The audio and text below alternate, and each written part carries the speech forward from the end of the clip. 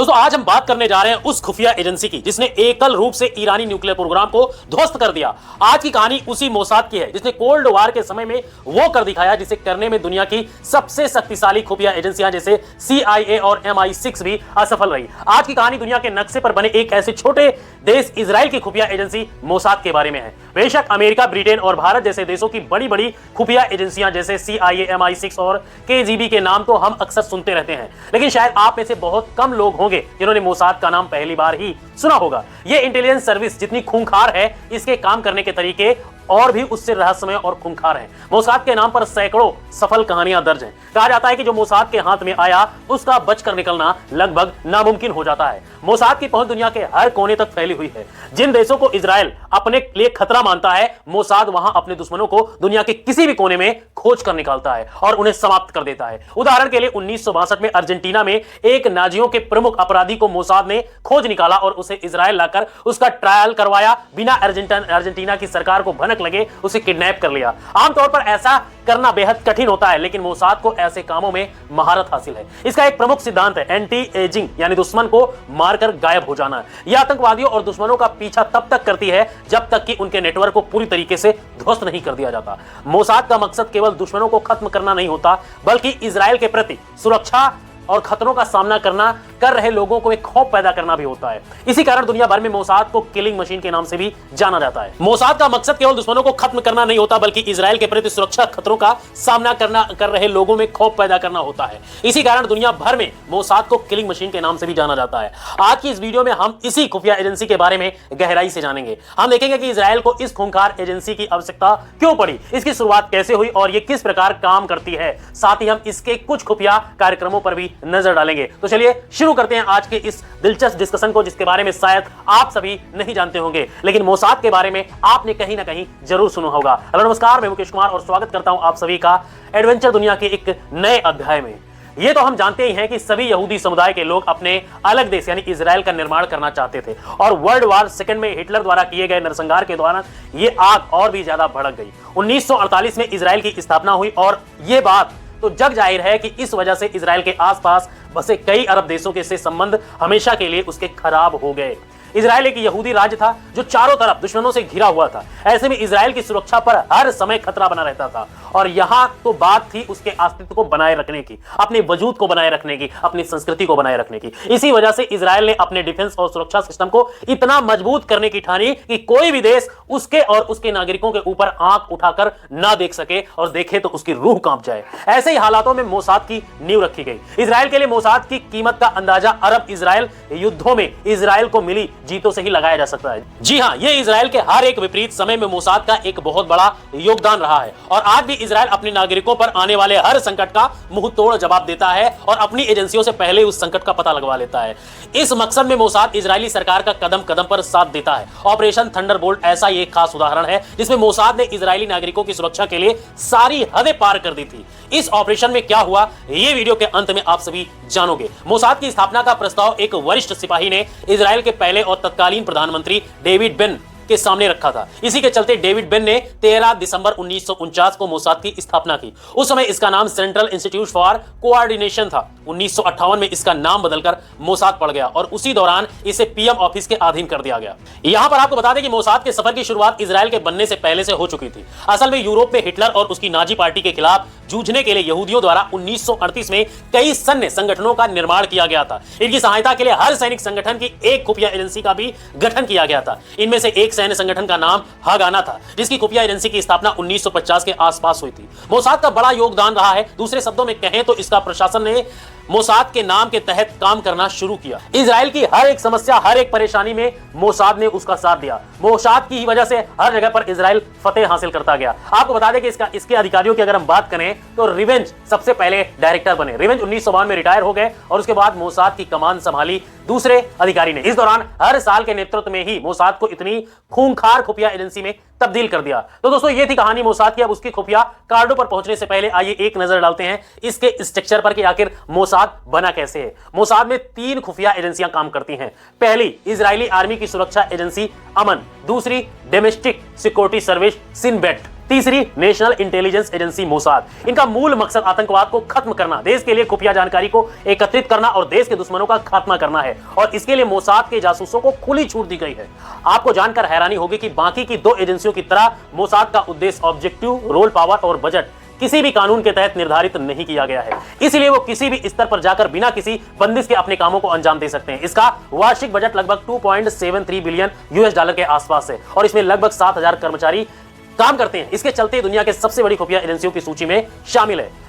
इसके अनुसार मोसाद के जासूसों की संख्या कई सैनिकों के बराबर होती है, जो अकेले किसी बड़े से बड़े ऑपरेशन को अंजाम देने में सक्षम होते हैं। मोसाद के जासूस बहुत लंबे और कठिन परीक्षण के बाद ही बनते हैं। इजराइल में उन्हें कई सालों तक कड़ी ट्रेनिंग दी जाती है। यही वजह है कि मोसाद को दुनिया की सबसे खूंखार एजेंसी माना जाता है। खैर, मोसाद का मुख्यालय तेल अवीव में मौजूद है और इसके संचालक यूसी कोहेन है। अगर इसके अन्य विभागों की बात करें तो मोसाद के सबसे महत्वपूर्ण 3 डिपार्टमेंट है। पहला और सबसे बड़ा डिपार्टमेंट है कलेक्शन डिवीजन। इसके अधिकारी दूसरे देशों की धरती पर डिप्लोमेटिक या फिर खुफिया तरीके से अपने मकसद को पूरा करते हैं और इसमें फील्ड सेफ्टी ऑफिसर भी शामिल होते हैं। दूसरा डिपार्टमेंट है स्पेशल ऑपरेशन डिवीजन, जिसे मसाद नाम से जाना जाता है। यह डिपार्टमेंट हाईली सेंसिटिव एसोसिएशन, जानबूझकर किए जाने वाले डिस्ट्रीब्यूशन, पैरामिलिट्री कार्रवाइयों को ग्राउंड लेवल पर एकजुट करने का काम करता है। तीसरा डिपार्टमेंट है रिसर्च डिपार्टमेंट, जो इंटेलिजेंस प्रोडक्शन का काम करता है। टेक्नोलॉजी डिपार्टमेंट एडवांस टेक्नोलॉजी प्रशिक्षण पर भी काम करता है। ये अलग अलग कैटेगरी में इनको बांटा गया। तो आप देख सकते हैं कि कैसे मोसाद का पूरा स्ट्रक्चर अलग अलग स्पेशल डिपार्टमेंट में बटा हुआ है। हर डिपार्टमेंट का अपना काम एकदम सटीक तरीके से हाइब्रिड सिस्टम के साथ ये लोग करते रहते हैं और इनकी टेक्नोलॉजी बहुत ही एडवांस तरीके की है। ये बात हुई मोसाद के ऑर्गेनाइजेशन स्ट्रक्चर की, लेकिन यहां तक आते आते अब आप लोग मोसाद के कार्यों के बारे में सुनने के लिए जरूर बेताब हो रहे होंगे। तो चलिए शुरू करते हैं। हालांकि आकार में इजराइल भारत के मिजोरम राज्य, जो सबसे छोटा राज्य है, के बराबर और जनसंख्या में उत्तर प्रदेश की आबादी से भी कम है, लेकिन इसकी डिफेंस और इंटेलिजेंस के मामले में इतने बड़े और बड़ी सुपर पावर्स इसके सामने घुटने टेक देते हैं। दोस्तों आपको जानकर हैरानी होगी कि अपनी सेवाओं के दौरान मोसाद 100 से अधिक ऑपरेशंस को अंजाम दे चुका है। और तो और इन्वेस्टिगेटिव जर्नलिस्ट रोल नंबर 1 का कहना है कि वर्ल्ड वार सेकेंड के बाद किसी भी पश्चिमी देश की तुलना में इजराइल ने सबसे ज्यादा हत्याएं की हैं। यह बात उन्होंने योग टाइम की bestseller book rise in skill first में साफ शब्दों में लिखी है।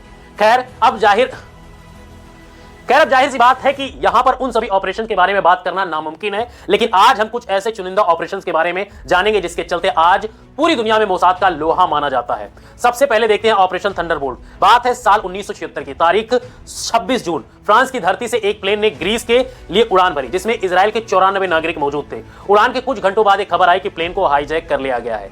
यह हाईजैक की गई popular front for liberation of फिलिस्तीन नाम के एक आतंकवादी संगठन द्वारा, जिसे स्पेशल ऑपरेशंस नाम की एक लेफ्टिनेंट एवरी स्टॉर्म एडिशन के तहत इस प्लेन को युगांडा के एंतबे एयरपोर्ट पर लैंड करवाया गया। युगांडा के तानाशाह ने भी हाईजैकर्स का साथ दिया। इन आतंकवादियों ने इजराइल से उनके नागरिकों के बदले कुछ अपने साथियों को छोड़ने की मांग की, लेकिन उस समय एक सिद्धांत यह है कि कभी भी आतंकवादियों से बातचीत नहीं करनी चाहिए, और यहीं से शुरुआत हुई ऑपरेशन थंडरबोल्ट की। इस ऑपरेशन के तहत मोसाद ने कुछ एयरपोर्ट पर रेड की और केवल 20 मिनटों के अंदर अपने सभी नागरिकों को छुड़ाकर सुरक्षा के साथ घर वापस लेकर आए। इस ऑपरेशन के बाद दुनिया भर में मोसाद की वाहवाही हुई और सभी लोग मोसाद के बारे में बात करना शुरू कर दिए।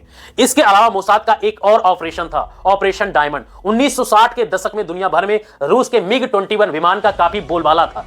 इसका अंदाजा इस बात से लगाया जा सकता है कि उस समय अमेरिका की CIA भी इसे हासिल करने की कई नाकाम कोशिश कर चुकी थी। CIA के फैसले के बाद इस विमान को चुराने की जिम्मेदारी दी गई मोसाद को।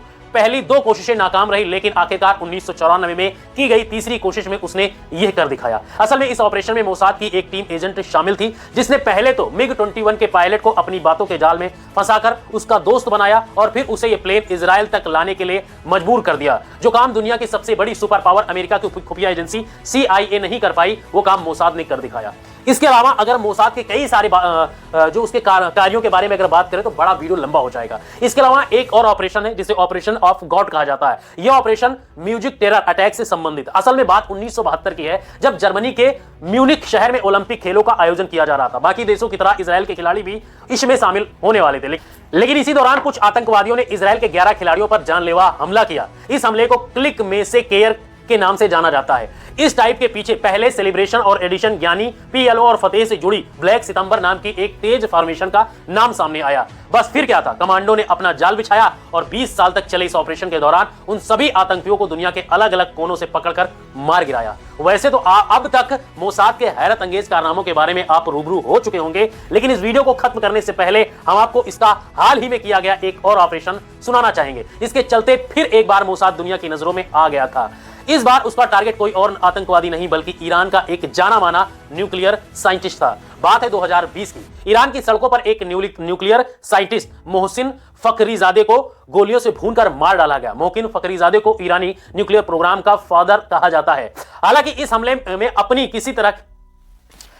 इस हमले में इजराइल और मोसाद ने अपनी किसी तरह की संलिप्तता से साफ इनकार कर दिया, लेकिन बीबीसी की रिपोर्ट के मुताबिक इस हमले को जिस हाईटेक वेपन के साथ अंजाम दिया गया उससे यह साफ जाहिर होता है कि इसके पीछे कोई और नहीं बल्कि मोसाद ही है। यहां पर हमें एक और बात पर गौर करने की जरूरत है और वो यह है कि इन सभी कामयाबियों के साथ साथ मोसाद के नाम कई मानवाधिकार उल्लंघन के साथ भी दर्ज हुए हैं, क्योंकि मोसाद ने unlawful killing, force displacement, extra judicial killing और एक्स्ट्रासिटी के रूप में सामने आते हैं। और तो और इजराइल की हाई टेक्नोलॉजिकल एडवांसमेंट के चलते मोसाद अपने ऑपरेशन में सोफिस्टिकेटेड हाईटेक उपकरणों का इस्तेमाल करता रहता है जो और भी ज्यादा जानलेवा होता है। ये सब इजराइल की सुरक्षा के नाम पर किए जाते हैं, लेकिन यहां पर कई सारे इसके ऊपर प्रतिबंध भी लगते रहे हैं। और अब नेशनल सिक्योरिटी के नाम पर कितना सही है और कितना गलत है ये एक अलग डिबेट है, लेकिन ये बात हमें नेशन और इंटरनेशनल लेवल पर मौजूद अलग अलग तरह के मानवाधिकार उल्लंघनों के मामलों के बारे में सोचने पर मजबूर जरूर करती है। दोस्तों, ये कहानी मोसाद और उसके कुछ खुफिया कारनामों की है, और अगर इसके अलावा कुछ और इंटरेस्टिंग किस्से, कहानियां या ऑपरेशन के बारे में जानना चाहते हैं